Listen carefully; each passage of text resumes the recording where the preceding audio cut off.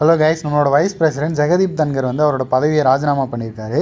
So vice president பற்றி 10th புக்கில் இருக்கக்கூடிய கண்டென்ட் வந்து பார்க்கலாம்.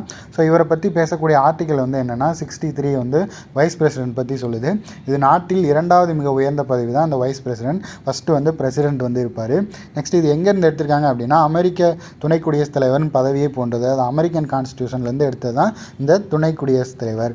நெக்ஸ்ட்டு தேர்தலில் போட்டியிடுவதற்கான தகுதிகள் வந்து இந்திய குடிமகனாக இருத்தல் வேண்டும், 35 வயது பூர்த்தி அடைந்திருக்க வேண்டும், நடுவண் அரசிலோ மாநில அரசிலோ அல்லது உள்ளாட்சி அமைப்புகளோ ஊதியம் தரும் பதவியில் வந்து இருக்கக்கூடாது, மாநிலங்களவை உறுப்பினர் ஆவதற்கான மற்ற தகுதிகளை வந்து இவர் வந்து பெற்றிருக்கணும். நெக்ஸ்ட் இவரோட தேர்தல் மற்றும் பதவிக்காலம் பற்றி சொல்கிற ஆர்டிக்கல் வந்து ஆர்டிக்கல் 66. இவர் வந்து மறைமுக தேர்தல் மூலமாக தேர்ந்தெடுக்கப்படுகிறார்.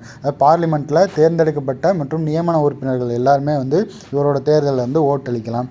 நெக்ஸ்ட்டு இவர் 5 ஆண்டுகளுக்கு வந்து பதவியில் வந்து இருப்பார். இவர் வந்து மீண்டும் வந்து துணை குடியரசுத் தலைவராக தேர்ந்தெடுக்கப்படுவதற்கு வாய்ப்பு வந்து இருக்குது. நெக்ஸ்ட்டு முக்கியமான பாயிண்ட்டு, புதிய துணை குடியரசுத் தலைவர் தேர்ந்தெடுக்கப்படும் வரை மாநிலங்களவையோட துணைத் தலைவர் தான் துணை குடியரசுத் தலைவரோட பதவியை வந்து வகிப்பார். ஸோ அவரோட வேலைகள் எல்லாம் அவர் தான் வந்து பார்த்துப்பார். ஸோ இம்பார்ட்டண்டான பாயிண்ட் நோட் பண்ணி வச்சுக்கோங்க. நெக்ஸ்ட் இவரோட பதவி நீக்கம் வந்து மக்களவையின் ஒப்புதலுடன் மாநிலங்களவையின் பெரும்பான்மையுடன் நிறைவேற்றப்பட்ட தீர்மானத்தின் மூலம் துணை குடியரசுத் தலைவர் வந்து பதவியிலிருந்து நீக்கலாம். ஸோ அதுக்கான இன்டிமேஷன் வந்து 14 நாட்களுக்கு முன்பே வந்து அவருக்கு வந்து கொடுக்கணும்.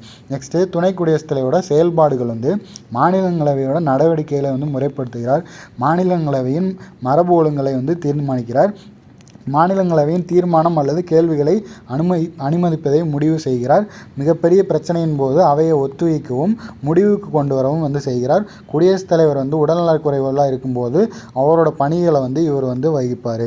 நெக்ஸ்ட்டு முடிவு வாக்கு, அதாவது கேஸ்டிங் ஓட் சொல்கிறோம். இதுக்கான ஆர்டிக்கல் வந்து ஆர்டிக்கல் 100 வந்து கேஸ்டிங் ஓட். அதாவது 2 பக்கமும் வந்து வாக்குகள் சமமாக இருக்கும்போது அதில் வந்து முடிவு வாக்கு வந்து இந்த துணை குடியரசுத் தலைவர் வந்து வாக்களிக்கிறார். ஸோ ராஜ்யசபாவில் 2 பக்கமும் வாக்குகள் சமமாக இருக்கும்போது இவர் வந்து வாக்களிக்கிறார். நெக்ஸ்ட்டு இங்கே ஒரு பாக்ஸ் கொடுத்துருக்காங்க.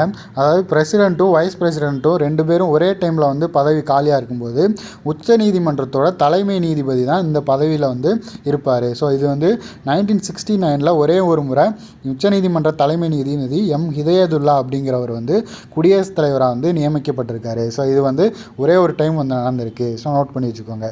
நன்றி, வணக்கம்.